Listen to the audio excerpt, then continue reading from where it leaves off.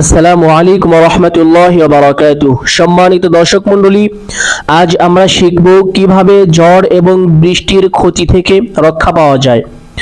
দেখুন, আপনি চাইলেই কিন্তু আপনার ঘর বাড়ি এবং আপনার পরিবারকে বৃষ্টি এবং ঝড় থেকে রক্ষা করতে পারবেন না, কিন্তু এমন একটি দোয়া আছে যে দোয়াটি পাঠ করলে আল্লাহ তাআলা আপনার ঘর বাড়ি এবং আপনার পরিবারকে আল্লাহ তাআলা ঝড় এবং বৃষ্টির সমস্ত বিপদ থেকে হেফাজত করবেন। অর্থাৎ ঝড় বৃষ্টির সমস্ত ক্ষতি থেকে আল্লাহ তাআলা আপনার বাড়িঘর এবং আপনার পরিবারকে হেফাজত করবেন। তো চলুন সেই দোয়াটি আমরা শিখে আসি।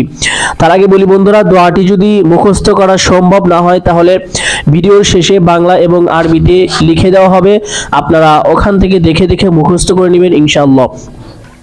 তার আগে বলবো বন্ধুরা, ভিডিওটি ভালো লাগলে একটি লাইক করে দিবেন আর বেশি বেশি শেয়ার করে দিবেন, যদি সম্ভব হয় চ্যানেলটি সাবস্ক্রাইব করে রাখবেন ইনশাআল্লাহ। তো চলুন দোয়াটি আমরা মুখস্থ করে আসি।